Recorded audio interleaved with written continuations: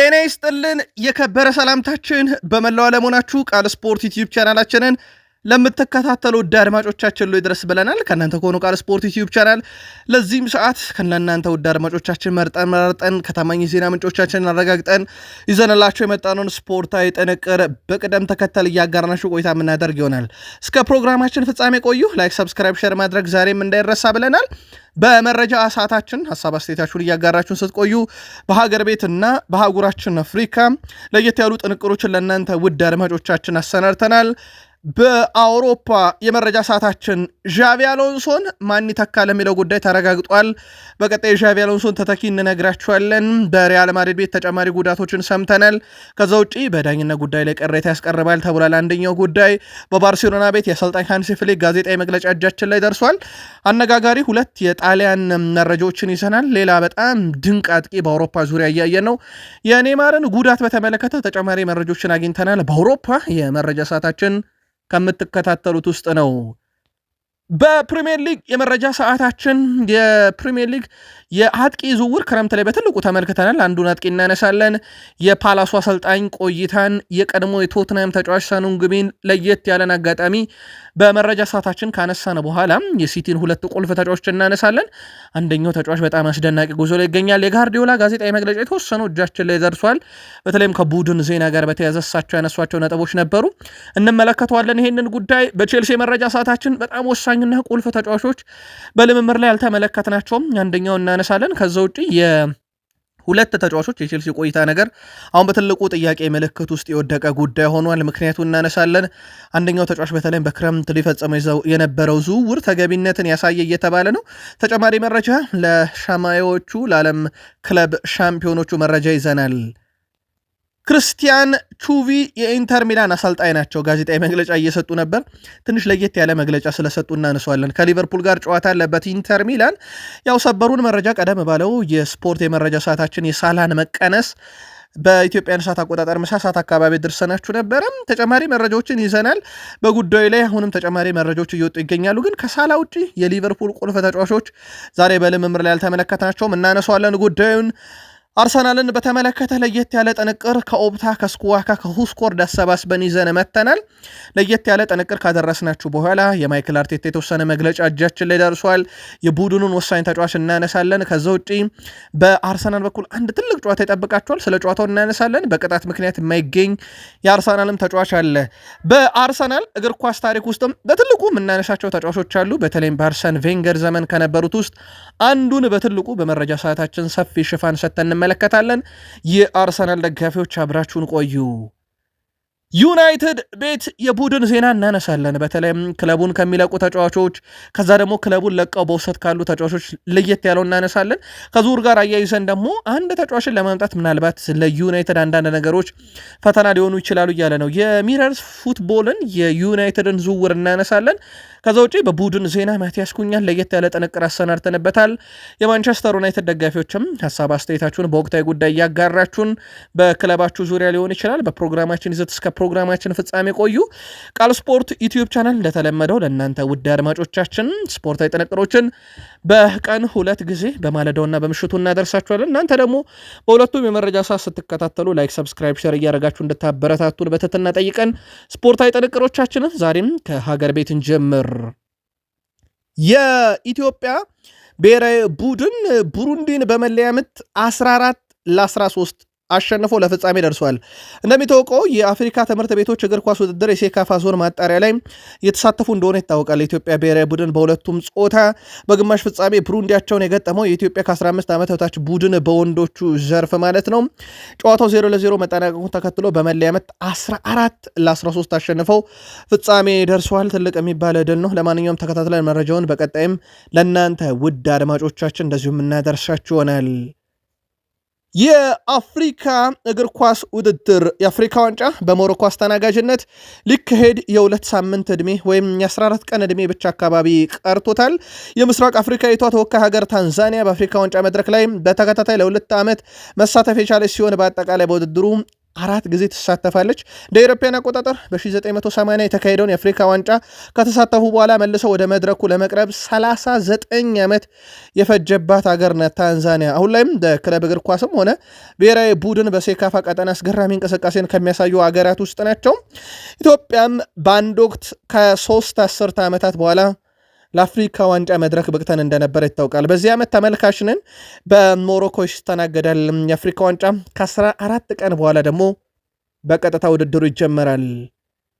አውሮፓ ደረስን። ውድ ቤተሰቦቻችን የሪያል ማድሪዱን ሰው ዣቪ አሎንሶን ተተኪ ተገኝቶላቸዋል።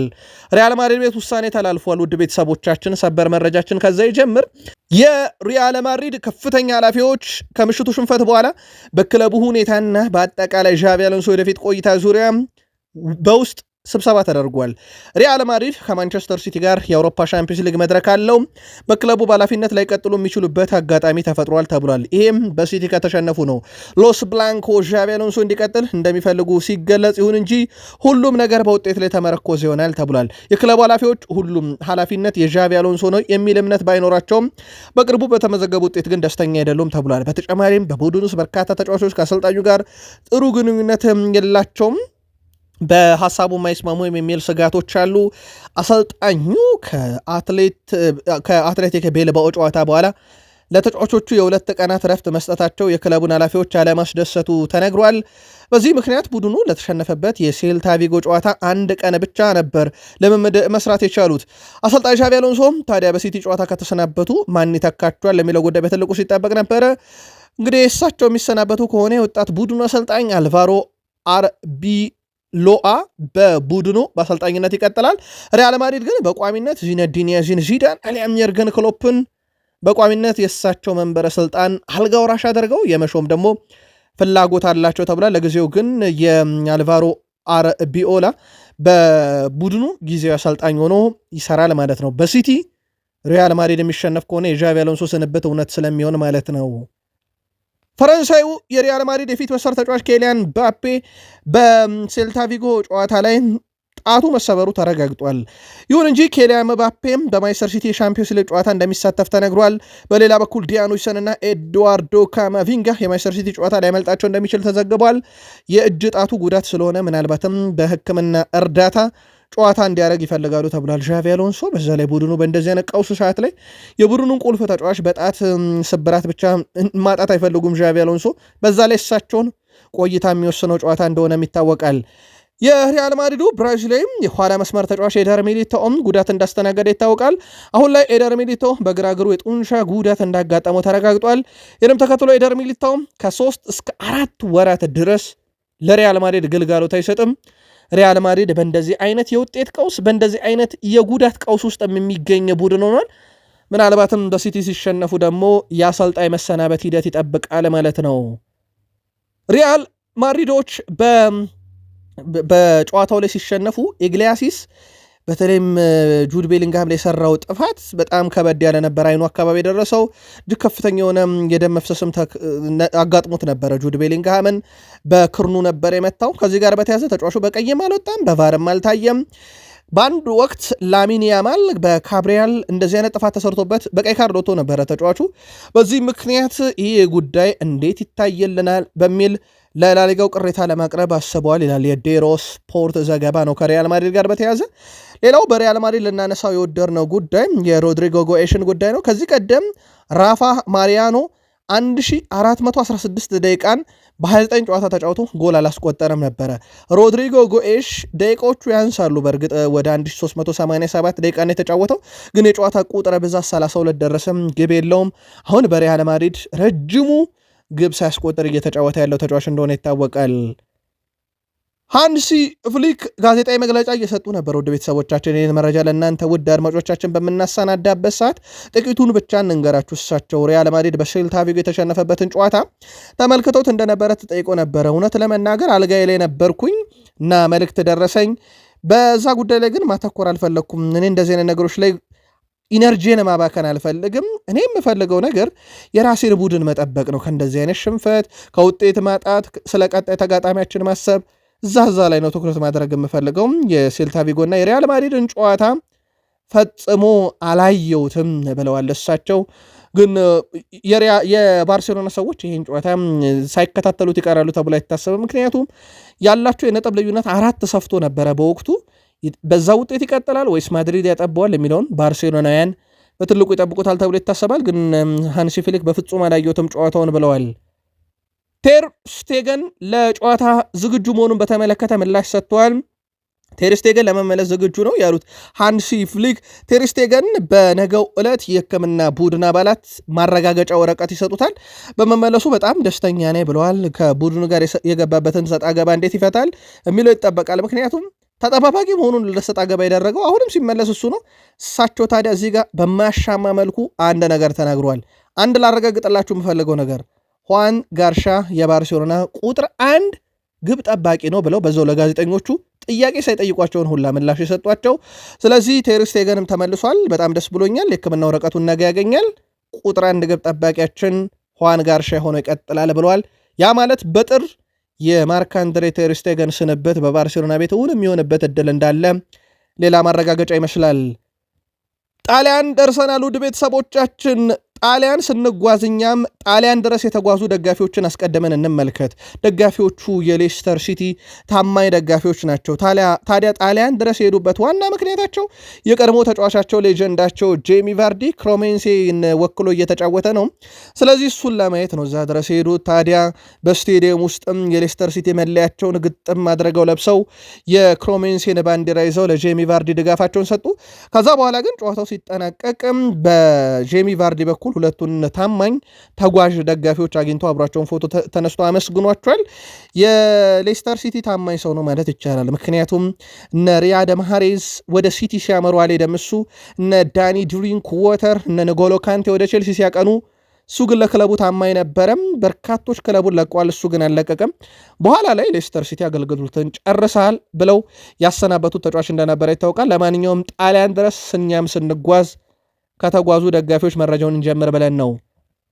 ጣሊያናዊው ማሪዮ ባሎቴሊ እውነቱን ለመናገር እግር ኳስ አሁን ብዙም አላይም ብሏል። ምክንያት አለኝ እያለ ነው ማሪዮ ባሎቴሊ። አሁን ላይ እግር ኳስ ተቀይሯል። እግር ኳስ የተክለ ሰውነት ጨዋታ ሆኗል አሁን አለ። በዛ ላይ ደግሞ ሩጫ ነው። በቃ ሁሉ ነገር ኳሊቲው ጠፍቷል። ያ እግር ኳስ ላይ የሚያዝናኑ ተጫዋቾች፣ ያ በእግር ኳስ በጣም ድሪብል ሲያደርጉ የነበሩ ተጫዋቾች ቁጥር መቀነስ፣ ኳስን በጣም ፖሰስ አድርጎ ተቃራኒ ቡድን ሳጥን ውስጥ መግባት ሁሉ ቀርቶ አሁን ሩጫ በስቶታል እግር ኳሳችን። እናም ይሄ የተክለ ሰውነት ሆኗል እግር ኳስ። በዚህ ምክንያት ኳስን ለማየት እንደ ድሮ ተነሳሽነት የለኝም ብሏል። ማሪዮ ባሎቴሊ በጣም ጥሩ ግብ አስቆጣሪ ነው። ከዛ በኋላ አይጨፍርም። ከዛ በኋላ ደግሞ ማሪዮ ባሎቴሊ የሚዲያ መነጋገሪያ ነው። በተለይም ሲቲ በነበረ ሰዓት ብዙ አነጋጋሪ ነገሮችን አድርጓል። በርካታ ገለልተኛ ደጋፊዎች ከሚዝናኑበት አይነት ተጫዋች አንደኛው ነበረ። ኋይ ኦሎይስሚ ደግሞ ከማሪዮ ባሎቴሊ አጋጣሚዎች ሁሉ የማይረሳው እንደነበረ የሚዘነጋ አይደለም። በአንድ ወቅቱ ዩናይትድን 6-1 አካባቢ ባሸነፉበት ጨዋታ ላይ ግብ ካስቆጠረ በኋላ ካሳየ ውስጥ ምናልባት የማሪዮ ባሎቴሊን ግን የእግር ኳስ የወቅቱን እግር ኳስ ሁኔታ እናንተ ስትጋሩታላችሁ መልከታችሁን አድርሱን። አውሮፓ ውስጥ አንድ አጥቂ ብቅ ብሏል። ወደ ቤተሰቦቻችን ናይሳ ኡንዳ ይባላል። 27 ዓመቱ ነው። ፌኖርድ በዚህ ሳምንት ድል ሲያደርግ 4 ጎሎችን በአንድ ጨዋታ አስቆጥሯል። ያ ብቻ አይደለም ውድ ቤተሰቦቻችን፣ በውድድር ዓመቱ በጣም አስደናቂ ነው። አይሳ ሁንዳ 18 ጎሎችን በኤርዲቪዜ በ15 ጨዋታ ነው ያስቆጠረው። ያ ማለት በአንድ ጨዋታ ከአንድ በላይ ግብ በአማካይ ያስቆጥራል እንደማለት ነው። የበርካታ ክለቦችን ቀልብ የሳበ 9 ቁጥር ሆኗል። አሁን በወቅታዊ ሁኔታ ላይ 9 ቁጥር አጥቂ ቁጥራቸው እየቀነሰ መጥቷል። በዛ ላይም ደግሞ ሲገኙ ዋጋቸው ውድ እንደሆነ ይታወቃልና በዚህ ጋር በተያያዘ ይህ የፌኖርድ አጥቂ ጅማሮ በብዙዎች እየተወደሰለት ይገኛል። በዚህ ሳምንት ሃትሪክ ሰርቷል። 18 ግብ በ15 የኤርዲቪዜ ጨዋታ አለው። ምናልባት የዕድሜው ጉዳይ በትልቁ ይነሳል። አሁን 27ኛ ዓመቱ ላይ ይገኛል። ብራዚላዊው የፊት መስመር ተጫዋች ኔይማር ከቀናት በኋላ የጉልበት ቀዶ ጥገና እንደሚያደርግ ተረጋግጧል። ለቀጣይ 10 ቀናት እግር ኳስን መርሳት እፈልጋለሁ ያለው ኔይማር ከዛ በኋላ የጉልበት ቀዶ ጥገና የማደርግ ይሆናል ብሏል። ሐኪሞች ቀዶ ጥገናውን አድርግ ብለውኝ ከሳንቶስ ጋር ቀሪ 3 ጨዋታ ለማድረግ አልቀበልም ብዬ ነው የቆየሁት። ስለዚህ አሁን ቀዶ ጥገና እናደርጋለሁ ብሏል። ሚሽኑን ተወጥቷል። ሳንቶስን አትርፎታል። አክሎም ከቀዶ ጥገናው በኋላ አንድ የመጨረሻ ተልዕኮ አለኝ፣ እሱም የዓለም ዋንጫ ነው ሲል መጨረሻ ዓላማውም እሱ ነው መሆኑን አሳውቋል። አሁን ትልቁ ጥያቄ ካርሎ አንቸሎቲ ካርሊቶ ሰሞኑን ሲጠየቁ የብራዚል ብሔራዊ ቡድን አሰልጣኝ የኔማር ውለታ የለብኝም፣ ለውለታ ብዬ የምጠራውም ሰው የለም፣ የተሻለ ከሆነ በቦታው ላይ አይደለም እሱን ማንን እምጠራለሁ ብለው ተናግረው ነበር። ምናልባት ይህ ጉዳይ እንዴት ይፈታል? የኔማር ጉዳይ ግን ወደ ቀዶ ጥገና ማምራቱ ተረጋግጧል። ውድ የቃል ስፖርት ዩቲዩብ ቻናል ቤተሰቦቻችን ከእናንተ ከሆነው ቃል ስፖርት ዩቲዩብ ቻናል የሰዓቱን የተመራረጡ ስፖርታዊ ጥንቅሮች እያጋራናችሁ እንገኛለን። ከተወዳጁ የእንግሊዝ ፕሪሚየር ሊግ ታላላቅ ክለቦች ወዳገኘናቸው የዕለቱ ጥንቅሮች እንሻገር። ከፕሪሚየር ሊግ የመረጃ ሰዓታችን ጋር በድጋሜ ላይክ፣ ሰብስክራይብ እና ሼር እያደረጋችሁን እስከ ፕሮግራማችን ፍጻሜ ቆዩ። ለ100,000 ሰብስክራይበር እንበቃ ዘንድ ደግሞ አጋር እንድትሆኑን በትህትና ጠየቅን። ዮሐን ዊሳ ኒካስልን ከተቀላቀለ ጊዜ ጀምሮ አንድም ጨዋታ አላረገም ነበረ እስከ ባለፈው ሳምንት ድረስ። ባለፈው ሳምንት ግን የቡድኑ ወሳኝ አጥቂ ኒክ ቮልትሜድን ቀይሮ ወደ ሜዳ ገብቶ ተጫውቷል። ይህን መለያ ለመልበስ ረጅም ዓመታትን ጠብቄ ነበረ። በጣም ደስተኛ ነኝ። አሁን በዚህ ቡድን በርካታ ነገሮችን ማሳካት እፈልጋለሁ። በቀጣይም ለቡድኑ ያለኝን ነገር ሁሉ እሰጣለሁ ብሏል። 29 ዓመቱ ነው ዮሐን ዊሳ። አምና በብሬንትፎርድ ምርጡ ሰው ነበረ። ያለ ፍጹም ቅጣት ምት በርካታ ግብ በመስቆጠርም ቀዳሚ እሱ ነበረ ከፕሪሚየር ሊግ ሁሉ። አሁን ግን ተጫዋቹ በጉዳት ምክንያት እንግዲህ ላለፉት 3 ወራት አልነበረም። አሁን ተመልሷል። ቡድኑ ኒክ ቮልትሜድ የተባለ በጣም አስደናቂ አጥቂ ደግሞ አለው። ከእሱ ጋር ትልቅ ፉክክር ይጠብቀዋል። ኦሊቨር ግላስነር ክሪስታል ፓላስን በኤፍኤ ካፕ ዋንጫ መርተው ዋንጫ ያስገኙ፣ በኮሚቴ ሽልድ መርተው ዋንጫ ያስገኙ፣ የአውሮፓ እግር ኳስ እንዲጫወት ያደረጉ፣ በጊዜያዊነት ቶፕ ፎርስ ቡድኑን ያስቀመጡ ናቸው። አውስትራሊያዊ አሰልጣኝ እስከዚህ ሰዓት ድረስ ከቡድኑ ጋር በኮንትራት ማራዘም ጉዳይ ሊስማሙ አልቻሉም። እሳቸው በቀጥታ በማህበራዊ ትስስር ገጽም አይደለም በቴሌቪዥን መስኮቶች ላይ ወጥተው በተለይም በጨዋታ ጋዜጣዊ መግለጫ ላይ ክለቡን ወርፈዋል በክረምት ባከናወነው ዝውውር ምክንያት። ታዲያ ከዚህ ጋር በተያያዘም የክሪስታል ፓላሱ ዋና ስራ አስፈጻሚ ስቲቭ ፓሪሽ የክሪስታል ፓላስ ዋና ሰዎች እንዳጠቃላይ ለሳቸው ስራ አክብሮት አላቸው ተብሏል። እናም በድርድር ኮንትራታቸውን ያራዝሙ ዘንድ በቀጣይም ከአሰልጣኙ ጋር ዳግም ለመነጋገርም እቅድ ይዘዋል ተብሏል።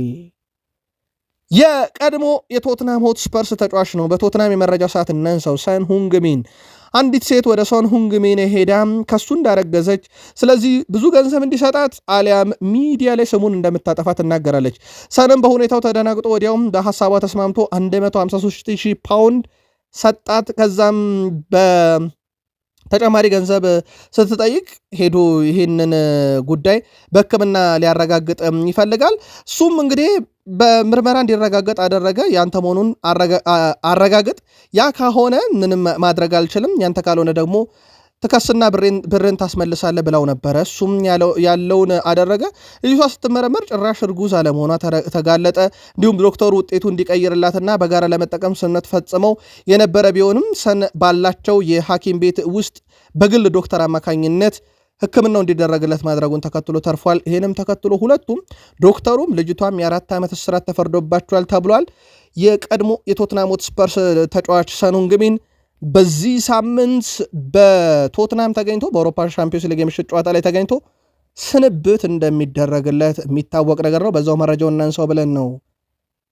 ጆሽኳ ግቫርዲዮል ኦገስት 2023 ነው የመጀመሪያ ጨዋታውን በሲቲ መለያ ያደረገው። ጆሽኳ ግቫርዲዮል ከዛን ጊዜ ጀምሮ መጫወት ከጀመረበት ጊዜ ጀምሮ 11 የፕሪሚየር ሊግ ጎሎችን እንዳጠቃላይ አስቆጥሯል። ከሱ በመቀጠል በርካታ የፕሪሚየር ሊግ ግቦችን በማስቆጠር ፋቢያን ሻር 8፣ ጋብርኤል ማጋሌሽ 8፣ ክርስቲያን ሮሜሮ 8 አላቸው። እሱ ከተቀላቀለ ጊዜ ጀምሮ ደግሞ ያለው ቁጥር በጣም አስገራሚ ነው። በማንቸስተር ሲቲ ታሪክ በርካታ ግብ ያስቆጠረው ተጫዋች ቪንሴንቴ ኮምፓኒ ነው። አሁን የባየር ሙኒኩ አሰልጣኝ 18 ግብ አለው። 7 ግቦች ብቻ ይቀሩታል ጆሽኳ ግቫርዲዮል ይህንን የሲቲን ሪካርድ ለመስበር። በፕሪሚየር ሊጉ ግን እሱ መጫወት ከጀመረ ጊዜ ጀምሮ 11 ጎሎችን በማስቆጠር ቀዳሚው ተጫዋች ነው በተከላካይ ስፍራ ላይ። ከዛ እነ ጋብርኤል ማጋሌሽ፣ ፋቢያን ሻር እና ክርስቲያን ሮሜሮ ይቀጥላሉ። የማንቸስተር ሲቲ አሰልጣኝ ጆሴፍ ፔፕ ጋርዲዮላ ጋዜጣዊ መግለጫ እየሰጡ ነበረ። ሁሉም ክፍል አልደረሰንም እጃችን ላይ ይህን መረጃ ለእናንተ ስናደርስ፣ ግን የተወሰኑትን አግኝተናል። በተለይም ከቡድን ዜና ጋር በተያዘ እሳቸው ያነሷቸው ነገሮች አንደኛው ከጉዳት ጋር በተያዘ ነው። የቡድኑ ወሳኝ ተከላካይ አሁንም እንደማይገኝ ያረጋግጧል። ጆን ስቶንስ ጉዳት አጋጥሞታል ብለዋል። በዚህም ምክንያት ጆን ስቶንስ እዚህ ሳምንት በሚደረግ የአውሮፓ ሻምፒዮንስ ሊግ በተለይም የሪያል ማድሪድ ጨዋታ ላይ ላይገኝ ይችላል። ለምን ያክል ጊዜ ከሜዳ ይርቃል በሚለው ጉዳይ ላይ እሳቸው ተጨማሪ መረጃዎችን ከሕክምና ባለሙያዎች እጠብቃለሁ ሲሉ ተደምጧል። ስለዚህ በዚህ ሳምንት በሚደረግ ጨዋታ ላይ አይገኝም ተብሏል። የማንቸስተር ሲቲ ወጣት ኮከብ በፊል ፎደን በኩል ዘንድሮ ያለው ቁጥር በጣም አስደናቂ የሚባል ነው። ውድ ቤተሰቦቻችን ከፊል ፎደን ጋር በተያዘ ግን በዚህ ዓመት ካለው የግብ አስተዋጽኦ አንጻር በቀጣይ የመረጃ ሰዓታችን በፕሪሚየር ሊግ ታላላቅ ክለቦች ላይ ምን ያክል ግቦችን አስቆጥሯል የሚል ለየት ያለ ጥንቅር አሰናድተን እናመጣለን። ለአሁን ስላልደረሰልን ነው፣ ግን በትልልቅ ክለቦች ባደረጋቸው ጨዋታ ላይ እንዳጠቃላይ ካሰባሰነው መረጃ ሊቨርፑል ላይ 3 ጎል እና 2 አሲስት በማስመዝገብ ትልቁ ቁጥሩ ነው በሊቨርፑልም ላይ ያለው። ከዛ ውጭ ግን በቢግ ሲክስ ዩናይትድ ላይ በርካታ ግብ አስቆጥሯል። ዌስትሃም ትንሽ ግብ ያስቆጠረበት እንደ ቶትናም እና አርሰናል ያሉ ቡድኖች ናቸው። ተጨማሪ መረጃዎችን በቀጣይ መረጃ ሰዓት ግን እናካትትበታለን። ኮል ፓልመር በዛሬው ልምምድ ላይ በቼልሲ በኩል አልተሳተፈም። ውድ ቤተሰቦቻችን አታላንታን ይገጥማሉ በዚህ ሳምንት፣ ጉዳት የለም ተብሏል። ከዚህ ጋር በተያያዘ ለምንድነው ተጫዋች ያልተገኘው የሚሉ መረጃዎችን ለማጣራት ሙከራ እያደረገን ነበረ። በተጫዋቹ በኩል ባለፈው ሳምንት ጨዋታዎችን አድርጓል ተቀይሮ እየገባ። በቀጣይም እንግዲህ ለኤቨርተን ጨዋታ ይደርሳል የሚል መረጃ ነበረ። ዛሬ ግን ልምምድ አልሰራም። ከጉዳት ጋር በተያያዘ ምክንያት እንዳልሆነ ግን መረጃዎች ወጥተዋል። ስለዚህ ተጨማሪ መረጃ ማጣራት ይኖርብናል። ለምን አልተገኘም የሚለውን በቼልሲ የመረጃ ሰዓታችን በቀጣይም ጉዳዩን አጣርተን እናመጣዋለን። ታሪክ ጆርጅ በቼልሲ ቡድን ውስጥ እስከ ያለፉት 6 የፕሪሚየር ሊግ ጨዋታ አልተጫወተም፣ በተከታታይ ማለት ነው። እሱ በአጠቃላይ በቼልሲ መለያ 447 ደቂቃዎችን በዚህ ውድድር ዓመት ተጫውቷል። ነገር ግን 3 ጎልና 1 አሲስት ነበረው። በአማካኝ በየ110 ደቂቃው የግብ አስተዋጽኦ አለው እንደማለት ነው። አስታወሳችሁ በክረምት ፉልሃምን ሊቀላቀል ሁሉ ነገር አልቆ የመጨረሻው ርቀት ስራው እየተሰራ ባለ ሰዓት የዝውውር መስኮቱ ተዘግቶበት የመጣ ነው። ግን እንደዛ የመጣውን ተጫዋች በቼልሲ በኩል በየ110 ደቂቃ የግብ አስተዋጽኦ ያለውን ተጫዋች አሰልጣኝ ማሬስካ እድል እየሰጡት አይደለም። ምናልባትም የጥር የዝውውር መስኮት ከቼልሲ ከሚሰናበቱ ተጫዋቾች አንደኛውም ነው እየተባለ ይገኛል።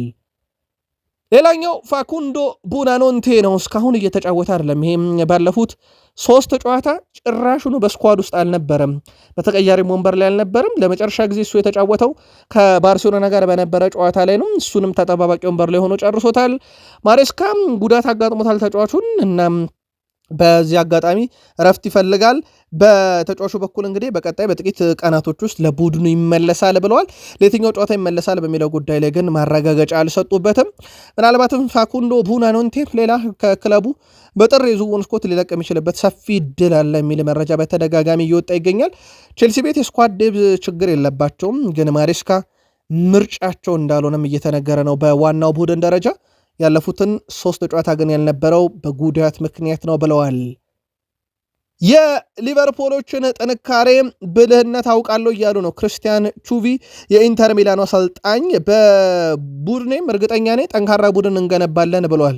በሳላ በኩል ማን ይሰለፋል ሲባሉ እሳቸው ግን እኔ ብለው አስቀዋቸዋል ጋዜጠኞቹን።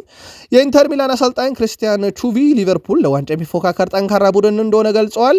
ሊቨርፑል በተለይ ወሳኝ በሆኑ ጨዋታዎች ላይ ጥሩ ብቃት የሚያሳይ ቡድን ነው። ኢንተር ሚላን ጨዋታውን በከፍተኛ ጥንቃቄ መመልከት ይኖርበታል ብለዋል።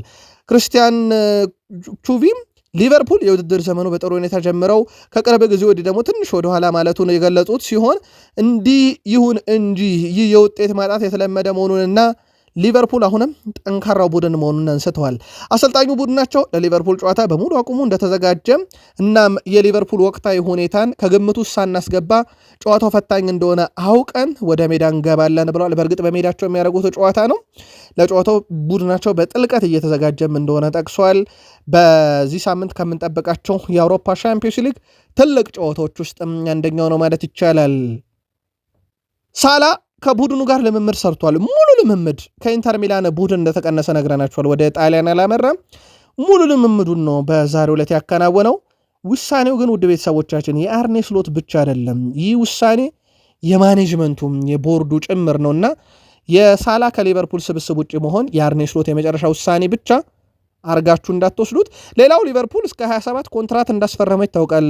ባለፈው ክረምት ላይ ያሁን በብዙ ድርድር፣ በብዙ ቃል መግባት፣ በብዙ ነገር ነው ያስፈረሙት። እንደ አርኖልድ እንዳይለቅ እሱና ቨርጅል ቫንዳይክን። ከዚህ ጋር በተያያዘም ሊቨርፑል እስከ 27 ባለው ኮንትራት ዙሪያ ላይ እስካሁን ያሉት ነገር የለም። ምናልባት ሳላ የብራይተን ጨዋታ ላይ ቤተሰቦቼንም ጠርቻለሁ፣ የቅርብ ሰዎችም ጠርተዋል፣ ከሊቨርፑል ደጋፊ ጋር እሰናበታለሁ ብሏል። ወደ አፍሪካ ዋንጫ ያመራል። ከዛ በኋላ ምን ይፈጠራል የሚለው ይጠበቃል። ዴቪድ ኦርኔስቴ ግን የእሱ ተተኪ ተጫዋች ለመፈላለግ ምንም አይነት ሀሳብ እስካሁን በሊቨርፑል በኩል የለም። ምናልባት ጥር ላይ ግን የአንቶኒ ሴሜኔን ጉዳይ እንዲያስቡ ግን ሊያደረጋቸው ይችላል ተብሎ ይጠበቃል። የሳላ መልቀቅውን የሚሆን ከሆነ ሳላ አምና ውድ ቤተሰቦቻችን የፕሪሚየር ሊግ ባለ ክብር፣ የፕሪሚየር ሊግ የወርቅ ጫማ ባለቤት፣ የፕሪሚየር ሊግ ፕሌይ ሜከር ተብሎ የተመረጠ ተጫዋች፣ የፕሪሚየር ሊጉ የዓመቱ ምርጥ ተጫዋች፣ የፒኤፍኤ የዓመቱ ምርጥ ተጫዋች፣ 57 የግብ አስተዋጽኦም ያለው እንዲሁም በ52 ጨዋታ ማለት ነው 2024 ላይ ይህ ሁሉ ሪካርድ የነበረው ተጫዋች ነው በወራቶች ውስጥ ሁሉ ነገር ያከተመው። ከዚህ ጋር በተያያዘ የማንቸስተር ዩናይትድ ሌጀንድ ዋይኔ ማርክ ሩኒ ሐሳቡን ያጋራል። ትልቅ አሻራ በሊቨርፑል ነበረው፣ ሰሞኑን ያደረገው ነገር ግን ያንን ሳያጠፋበት አይቀርም እያለ ይገኛል። አርኔ ስሎት ስልጣናቸውን እንግዲህ ተጠቅመው ይላል ዋይኔ ማርክ ሩኒ፣ የተናገረው ነገር ተቀባይነት የለውም፣ ከቡድኑ ጋር አልተጓዘም ማለት ወደ መስመር መመለስ አለባቸው ብሏል። እኔ አርኔ ስሎትን ብሆን ሳላ በቡድን ውስጥ ምንም ቦታ አይኖረውም ነበር ግን ብሏል። ሳላ ወደ አፍሪካ ዋንጫ መሄድና ነገሮችን እንዲረጋጉ መፍቀድ የተሻለ ሲሆን በጊዜ ወደ አፍሪካ ዋንጫ መሄድ አለበት፣ ነገሮች ትንሽ መብረድ አለባቸው ሊቨርፑል ቤት ብሏል። ምናልባትም ግን የሩኒ ሐሳብ በጊዜ መለየቱ የተሻለ ሳይሆን አይቀርም እያለ ይገኛል። ሳላ ከኢንተር ሚላንን ከሚገጥመው ስብስብ ውጭ እንደነበረ ነግረናቸዋል። ግን ሊቨርፑል ዛሬ ባደረገው የመጨረሻ ልምምር ላይ ኮዲ ጋክፖ፣ ዋታሪንዶ፣ ፍሬድሪኮ ኬዛ፣ ጀረሚ ፍሪፖንግ አልነበሩም። ሳላ ቡድን ውስጥ እንግዲህ አለመሳተፉ እንዳለ ሆኖ በልምምር ላይ ግን ተሳትፎ ነበረ። እሱ እነኚህ ተጫዋቾች ግን በጨዋታ ላይ ይገኛሉ አይገኙም ከሚለው ጉዳይ ላይ በተያዘ በቀጣይ መረጃ ሰዓታችን አጣርተን እናመጣዋለን። በቡድን ውስጥ ምናልባትም የወሳኝ ተጫዋች ሚናው ጀረሚ ፍሪፖንግ እንደማይገኝ ይታወቃል። ትልቁ ሊጎዳው ይችላል ተብሎ የሚታሰበው አሁን ካለው የቡድኑ ወሳኝ ተጫዋችነት አንጻር የኮዲ ጋክፖ ጉዳይ ነው። ለማንኛውም በዚህ ጉዳይ ላይ የስሎትን ጋዜጣዊ መግለጫ እንከታተሉና በቀጣይ መረጃ ሰዓት ለሊቨርፑልያን መረጃውን የምናደርሳቸው ይሆናል። አርሰናል በማይክል አርቴታ ስር እየተመራ ሲቲን በገጠመበት ያለፉት 12 ጨዋታ 2 ድል 3 አቻ 7 ጊዜ ሽንፈት አስተናግዷል። ይህ እሳቸው ቡድኑን ከያዙበት ከዲሴምበር 2019 በኋላ ነው። አርሰናል ከዛ በኋላ በፕሪሚየር ሊግ አስቶን ቪላን በማይክል አርቴታ ስር ገጥሞ በርካታ ሽንፈት ያስተናገደበት ቡድን ሆኗል። ማይክል አርቴታ በጋርዲዮላ 7 የተሸነፉ ከዛ በኡናይ ኤምሬ 6 እንደ አጠቃላይ ደግሞ በክለብ ደረጃ እሳቸው ከያዙት በኋላ ደግሞ ብናይ በሲቲ 7 በቪላ 6 በሊቨርፑል 5 በኤቨርተን 4 ብራይተን ኒካስል ቶትናም 3 ተሸንፈዋል። በጨዋታ ደረጃ በርካታ ጨዋታ የተሸነፉትም በሲቲ እና በቪላ ሆኗል ማለት ነው። የዚህ ሳምንትም ሽንፈት የቪላ በጣም ተሰግቶ ነበረ ከጨዋታው በፊት። ምናልባት በቃል ስፖርት ዩቲዩብ ቻናል የመረጃ ሰዓታችንም ለውድ አድማጮቻችን ቅዳሜ ማለዳ በነበረው ጥንቅር ላይ አርሰናል ከባየር ሙኒክም ዩናይትድ፣ ቼልሲም፣ ሊቨርፑልም ሲቲም ገጥሞ ምናልባትም በዚህ ዓመት ካስመዘገባቸው ውጤቶች ምናልባት በጣም ከባዱ የቪላ ጨዋታ ሊሆን ይችላል ብለን በማስረጃ ትንታኔ ያቅርበን ነበር። የተፈራው ነበር የሆነው። በእርግጥ ለአርሰናል ጨዋታውን ቅስም ሰባሪ ያደረገው ባለቀ ደቂቃ የተቆጠረችም ግብ መሆኗ እንደነበር ይታወቃል። ማይክል አርቴታ ስለ ሞሽኬራ ጉዳት ተናግሯል። እሱ ለሳምንታት ከሜዳ ይርቃል፣ ከጠበቅነው በላይ ነው። ነገር ግን ተጫዋቹ ጉዳቱ ስለተሰማው ለሳምንታት ከሜዳ መራቁ አይቀርም ብለዋል። የእሳቸውን ጋዜጣዊ መግለጫ እንደነገርኳችሁ ነው። ጥንቅቅ ያለ መረጃ ይገኝበትም። ታዲያ በአርሰናል በኩል በዚህ ሳምንት አውሮፓ ሻምፒዮንስ ሊግ ስብስባቸውም ውጭ እንደሚሆን ነው በዛው አያይዘው የጠቆሙት። እሳቸው መች ይመለሳል በሚለው ጉዳይ ላይ ማረጋገጫ ግን አልሰጡበትም። ያው በሌሎች አማራጮች የሜዳ ክፍላቸውን ለመተካት ሙከራ ያደርጋሉ። ዩሊያን ቲምበርም አሁን የኛ ትኩረት ማድረግ ያለብን ስለ ቀጣይ ጨዋታ ብቻ ነው፣ ራሳችን ማሻሻል አለብን፣ ከሁሉም በላይ ጠቃሚው ነገር ስለ ቀጣዩ ጨዋታ ብቻ ማሰብ ነው ብሏል። ሽንፈቱ ባይፈጠር ጥሩ ነበር፣ ግን ከመጣ በኋላ ስለ ቀጣዩ ጨዋታ ብቻ ማሰብ ይኖርብናል ሲል ተደምጧል ዩሊያን ቲምበር። በመጪው ረቡዕ የአውሮፓ ሻምፒዮንስ ሊግ ጨዋታ ሊቨርፑል አርሰናል ድል የሚያደርግ ከሆነ ወደ 16 ዙር ውስጥ 8 ውስጥ ሆኖ ማጠናቀቁን ያረጋግጣል። ስለዚህ ጨዋታውን ማሸነፍ ለአርሰናል ብዙ ነገር ነው የሚያቀለው። ስቲቨን ጃብሎስኪ የረቡዕ ምሽትን የአውሮፓ ሻምፒዮንስ ሊግ አርሰናልን ጨዋታ ይመሩታል። የአርሰናል ቡድን እንዳልኳችሁም ይህን ጨዋታ ድል የሚያደርግ ከሆነ 8 ውስጥ ሆኖ መግባቱን ስለሚያረጋግጥ ለአርሰናል በጣም ወሳኝ ነው የሚሆነው፣ ነገሮችን ያቀላል። በተለይ ሙሉ ትኩረቱን ወደ ፕሪሚየር ሊግ እንዲመልስና ተጫዋቾችን ቆጥበው እንዲጠቀም ያስችለዋል። በጊዜ ማለፉን የሚያረጋግጥ ከሆነ ከዚህ ጋር በተያያዘ ውድ ቤተሰቦቻችን ማይክል አርቴታን ተጨማሪ ጋዜጣዊ መግለጫ ስለ ጨዋታው እንፈልጋለን። የካላፊዮሪን ጉዳይ በተመለከተ ያው ካላፊዮሪ በሻምፒዮንስ ሊግ መሳተፍ ይችላል፣ ነገር ግን በፕሪሚየር ሊግ ባለው የቢጫ ካርድ ክምችት ምክንያት ቀጣይ ከወልቭስ ጋር የሚደረገውን ጨዋታ አይጫወትም። በቦታው ላይ ያው ማይለ ሉዊስ ስኬሊ ስላለ ብዙም አሳሳቢ ላይሆን ይችላል። ወልቭስም በጣም ደካማ ቡድን ስለሆነ ብዙ አሳሳቢ ላይሆን ይችላል። ሪካርዶ ካላፊዮሪ ግን በቅጣት ምክንያት ጨዋታው እንደሚያመልጠው ይታወቃል። ፖዶልስኪ ወደ አርሰናል ከመጣ በኋላ በአርሰናል እግር ኳስ ውስጥ ከምናስታውሳቸው የግራ እግር ተጫዋቾች አንደኛው ነው። በጉዳዩ ዙሪያ ሀሳቡን አጋርቷል። በአንዳንድ ጉዳዮች ዙሪያ ስለ አርሰን ቬንገር ተጠይቆ ነበር። ክለቡ ስለነበረበት ሁኔታ እንዲሁም ለእኔ ስለነበራቸው እቅድ ለምን ሊያመጡኝ እንደፈለጉና ስለምጫወትበት ቦታ አውርተን ነበር። እውነተኛ ፍላጎት እንደነበረ ተሰማኝ። ወኪሌም ወይም ረዳት አሰልጣኝ አልነበረኝም። ያነጋገሩኝም ራሳቸው አርሰን ቬንገር ነበሩ። ለዛ ወደ አርሰናል መጣው። ከደጋፊዎችም ጋር ጥሩ ግንኙነት ነበረኝ። ለእኔ ደጋፊዎች ማለት እግር ኳስ ናቸው። ያለ ደጋፊ እግር ኳስ ምንም ነው። በእርግጥ ሁል ጊዜ ዋንጫ ማሸነፍ ትፈልጋለህ፣ ነገር ግን ዋንጫ ማለት ሁሉም ነገር አይደለም። ክለብ ማለት ከደጋፊዎች ጋር መጣመርና ጥሩ ግንኙነትን መፍጠር ነው። ዋንጫዎች ብቻ የትውስታ አካል እንዲሆኑ አልፈልግም፣ ምክንያቱም እግር ኳስ ከዛም በላይ ስለሆነ ከአርሰናል ደጋፊዎች ጋር ልዩ ግንኙነት ነበረኝ ሲል ተደምጧል። ከቡድን አጋሮች አሁን የምታገኛቸዋል ወይ ተብሎ ጠይቆ ነበረ ሉካስ ፖዶልስኪ። ባለፈው ውድድር ዓመት በኤምሬትስ በተደረገ ሻምፒዮንስ ሊግ ጨዋታ ላይ ተገኝቼ ሁሉንም አግኝቻቸው ነበረ። በተለይ ማይክል አርቴታን ብሏል። የክለቡ ሰዎች አግኝቻቸው ነበር፣ ነገር ግን እኔ በነበርኩበት ወቅት ከነበሩት ጥቂት ብቻ ናቸው የቀሩት። ከኦዚል እና ሜሰከር ጋር እገናኛለሁ፣ እናም ሁሉንም ለአረመራ ቀጠራለሁ ብሏል። የአርሰናልን ቡድን ከአርቴታ ጋር ተጫውቶ ነበረ በአርሰናል መለያ። ሁልጊዜ መሪ ነበር ማይክል አርቴታ። በሱ ውስጥ እግር ኳስ ተጫዋችነት ያለፈ ነገር መመልከት ይቻላል። ከተጫዋችነት ያለፈ ነገሩም ይሄ ቡድኑን የሚረዳበት መንገድ ማይክል አርቴታ በጣም ያስደንቀኝ ነበረም። ከማይክል አርቴታ ጋር መጫወቴ በጣም እድለኛ ነኝ ብሏል። በአሰልጣኝነት ዘመን ያው ከአርሰን ቬንገር ጋር ሆነው የኤፍኤ ካፕ ዋንጫን አብሮ እንዳነሱ ይታወቃል። ማይክል አርቴታ በቡድን ውስጥ በተጫዋችነት በነበረም ሰዓት ላይ ሉካስ ፖዶልስኪ ዛሬ ከአንድ ሚዲያ ጋር በነበረው ቆይታ ስለ ቀድሞ ክለቡ አርሰናል ካነሳቸው ነጥቦች የተወሰኑትን ብቻ ደረስናችሁ። የጣሊያን ክለቦች አሁንም ኮቢ ሜኖን ለማስፈረም ከዩናይትድ ቅድሚያውን የወሰዱ ክለቦች ናቸው። በተለይም ናፖሊዎች ሙሉ ደሞዙን ለመሸፈን ፈቃደኛ ናቸው የሚሉ መረጃዎች ከወደ ጣሊያን እየወጡ ነው። እነሱ ናፖሊዎች ማለት ነው ከፕሪሚየር ሊግ ተጫዋች ወስዶ ማድመቀን ይችሉበታል። ከዩናይትድ 2 ተጫዋችን ወስደው አይተውታል። ስኮት ማክቶሚኔ ዘንድሮ የቡድኑ ወሳኝ ተጫዋች፣ ራስመስ ሆይሉንድን ከዩናይትድ ነው የወሰዱት። አሁንም ኮቢ ሜኖን መውሰድ ይፈልጋሉ። ደሞዙን ሙሉ መሸፈን ይፈልጋሉ። አሁን ትልቁ ጥያቄ ዩናይትድ ይፈቅድለታል ወይ ነው ኮቢ ሜኖን። ኮቢ ሜኖ ግን እንዲለቅ የዩናይትድ ሌጀንዶች ሁሉ ጫና እያሳደሩ ነው ዩናይትድ ላይ። ሩበን አሞሪ እንግሊዛዊ ስለሆነ ነው ጫና የሚያድርብኝ የሚል ይዘት እንዳላቸው ይታወቃል። ምክንያቱም እሳቸው ለመምር ላይ ጥሩ የሆነ ብቻ አሰልፋለሁ፣ ጥሩ ካልሆነ አላሰልፍም ማለታቸው ይታወቃል። ከኮቢ ሜኖ ዝውውር ጋር በተያያዘ ግን ነገሮች አሁን ሞር ወደ ጣሊያን ናፖሊ እያደሉ የመጡ ይመስላል። በዛ ቤት ደግሞ ዩናይትዳውያን ሆነው የተሳካላቸዋሉ። ምናልባትም ለተጫዋቹም ተነሳሽነት ሊሰጥ ይችላል እየተባለ ነው። ሌላ ደግሞ ዩናይትዶች ለውሰት ችግር የለባቸው፣ በርካታ ተጫዋች ሰጥተዋል። ሃሪ አማስን ብንወስድ ሃሪ አማስ በወራ ህዳር ባደረጋቸው ጨዋታ ላይ ያገኘው ሬቲንግ በጣም አስደናቂ ነው። በሼፊልድ ዌንስዴይ ከ7 በታች ሬቲንግ አላገኘም። የዚህ ሳምንትም የሼፊልድ ዌንስዴይ የጨዋታ ኮከብ ተብሎ እንደዚሁ የተመረጠ ተጫዋች ሆኗል።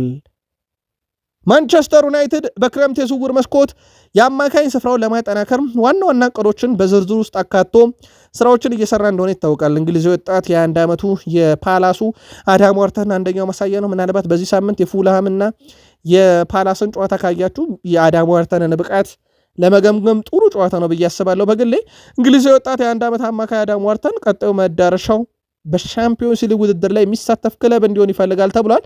የተጫዋቹ ወኪልም እንግዲህ በዚህ ጉዳይ ላይ ከፈላጊዎቹ ጋር እንግዲህ አሳውቋል ነው የተባለው። በዚህ ሰዓት የሻምፒዮንስ ሊግ ውድድር መስፈርት ለሩበን አሞሪም ማንቸስተር ዩናይትድ እንግዲህ ምናልባት ይሳካል ላይሳካ የሚለውን አሁን ላይ ሆኖ ለመተንበይ ይቸግራል። ግን ዩናይትድ ቶፕ 4 ውስጥ ሆኖ ለመጨረስ የሚያስችል ቦታ ላይ አሁንም አለ። በቶፕ 4 ርቀት ላይ አይደለም ያለው ዩናይትድ። በዘንድሮ ውድድር ዓመት የዩናይትድ ጥንካሬ ብቻ ሳይሆን የፕሪሚየር ሊጉ ላይ አብዛኞቹ ሲጠበቁ የነበሩ ቡድኖች በወጥነት አይደሉምና ዩናይትድ የራሱን አድቫንቴጅ የሚጠቀም ከሆነ የአውሮፓ ሻምፒዮንስ ሊግ ትኬትን ለመቁረጥ የሚያስችለው ሁኔታ ውስጥ ነው ያለው። በዚህ ጉዳይ ላይ ለማንኛውም ማንቸስተር ዩናይትድ ክረምት ላይ የሚያደርጋቸው ዝውውሮች የአውሮፓ ሻምፒዮንስ ሊግ መድረኩን ሊጠይቁበት ይችላሉ ተብሏል። በማንቸስተር ዩናይትድ በኩል በጥር የዝውውር መስኮት ማኑኤል ኡጋርቴን እንደማይለቁት ይፋ ተደርጓል። የቱርኩ ክለብ ጋላታሳራይ ከማንቸስተር ዩናይትድ ይለቃል ተብሎ የሚጠበቀውን ማኑኤል ኡጋርቴን ዝውውር በጥር የዝውውር መስኮት ለማድረግም እንደሚሰሩ ኢኤስፒኤን ዘግቧል። ግን ማንቸስተር ዩናይትዶች አሁን ካላቸው ስኳድ ዴፕዝ በማንቸስተር ዩናይትድ በኩል የአፍሪካ ዋንጫ በርካታ ተጫዋቾች መልቀቅ ተከትሎ እንደ ኮቢ ማይኖ ያሉ ተጫዋቾች ደግሞ እድልም እየተሰጣቸው ያልሆኑ በክለቡም ሌጀንዶች ጫና እያደረበትን ነው። ሩበን አሞሪም ላይ ምናልባትም እሱን መቀነስ ለራሳቸው ጫና ሊቀንስላቸው ይችላልና ምናልባትም እንደ ኮቢ ማይኖ ያለን ተጫዋችም ሊፈቅዱ ስለሚችሉ የማኑኤል ኡጋርቴ የጥር ዝውውር ነገር የማይታሰብ ነው ይላል ኢኤስፒኤን። ማቲያስ ኩኛ በሞሊኒክስ ስቴዲየም ባደረጋቸው ያለፉት 12 የፕሪሚየር ሊግ ጨዋታ በ11 ጎሎች ላይ ቀጥታ ተሳትፏል። 6 አስቆጥሮ 5 አሲስት አድርጎ በዚህ ዓመትም ለመጀመሪያ ጊዜ የቀድሞ ክለቡን ወልቭስን ሞሊኒክስ ድረስ ሄዶ ይሄን መረጃ ከለቀቅንበት ከጥቂት ሰዓታት በኋላ ጨዋታ ያደርጋል። ምናልባት እናንተ ውድ አድማጮቻችን ይሄን መረጃ ከጨዋታው በፊት ከተከታተላችሁ ውጤት ገምቱልን፣ ከጨዋታው በኋላ ከሆነ ደግሞ ውጤቱን ጻፉልን። ምሽት 5 ሰዓት በኢትዮጵያን አቆጣጠር ጨዋታው ይደረጋል። ወልቭስ ከማንቸስተር ዩናይትድ በዚህ ዓመት ከሁለት ድል በላይ የለውም። ወልቭስ ከሁለት አቻም በላይ የለውም። ወልቭስ በነገራችን ላይ እነኚህ ሁለት አቻ በፕሪሚየር ሊግ ናቸው። 13 ጨዋታዎችን ያለ ርህራሄ የተሸነፈ ቡድን ነው ወልቭስ። ዩናይትድ 6 ድል 5 አቻ 4 ሽንፈት ገጥሞታል። ወልቭስ ባለፉት 6 ጨዋታ 6ቱንም ተሸንፏል። 6ቱም ላይ ግብ አላስቆጠረም። ይሄ ለዩናይትድ ትልቅ አድቫንቴጅ ነው ብለን መረጃ ሰርተን ነበር። ለማንኛውም ጨዋታውን ግምት ካለቀ ደግሞ ውጤቱን ጻፉልን። በማለዳ መረጃችን ግን ሰፊ ጥንቅር ይዘን እንመጣለን። የአሁኑን አበቃን። ሰናይ ጊዜ